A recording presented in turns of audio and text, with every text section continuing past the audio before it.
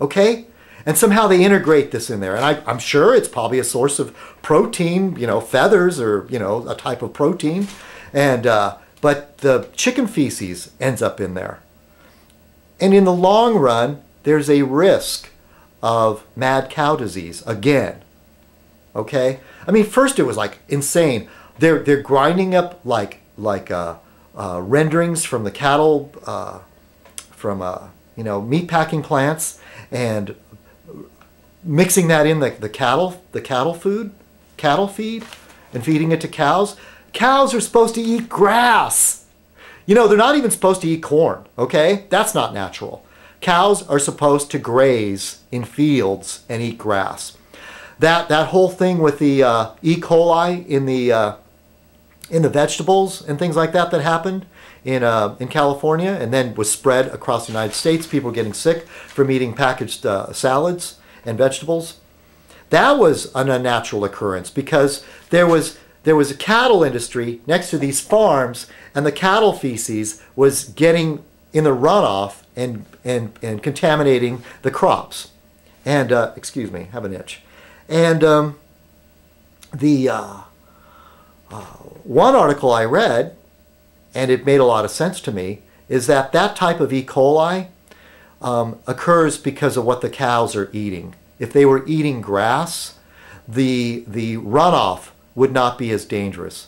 In fact, it probably would actually help the crops grow. You know, like good old-fashioned manure you put on crops.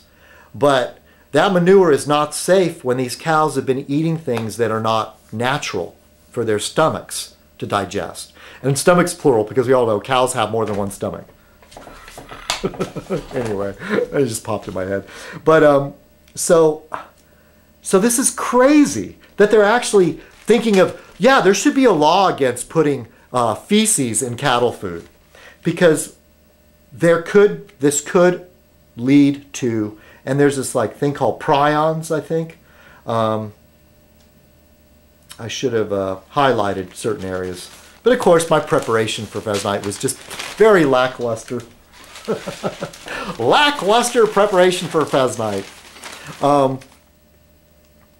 But I seem to remember that there's these cells. Yes, the tissue ban greatly reduces chances that prions implicated in mad cow can find their way into the food chain. Now, according to the FDA, there's a reasonable amount of risk. All right, this is where I was getting to the part in my brain where I'm going, okay, for the most part, I would see a strong argument for regulation, a strong argument for big government doing its job. Of course, in this case, the FDA is going, but I'm wondering what's making the FDA say this? Because it's the food industry that's saying, come on, you're being too hard on us. You know, the chances of a cow coming down with mad cow disease are so low that we're willing to live with it, okay? That's the whole like market versus regulation. There's these free market people say, oh, let the market take care of it. That'll take care of itself, okay? Now, pretty much there's a solid argument to say, no, the market will not take care of it. It's the market that created this problem. You know, the cheap feed, factory farming, you know, demand for beef, you know, that's affordable, or so-called give everybody beef. Make beef so cheap that everybody eats it. You know what? Back in the day, I mean, for hundreds of years, and it was still that way in Asia for a long time, is only rich people could afford meat. That's why you saw a lot of, like, you know, the poor in Ireland, that the potato was a staple food. They got very little meat in their diet and actually lived longer for that. I wouldn't say about the Irish, but in Asia, that's the case. They were looking at that for so long and said, well, look, the Asians there was less cancer, there was all these, the health problems that we have in the West was almost non-existent, and people lived longer than the average Westerner. And they looked at it and they said, well, it was their diet. You know, brown rice, very, very little meat. They used meat as a flavoring. You know, like there's just a little bit of pork in this recipe just to give it some taste, because they couldn't afford to put more in it.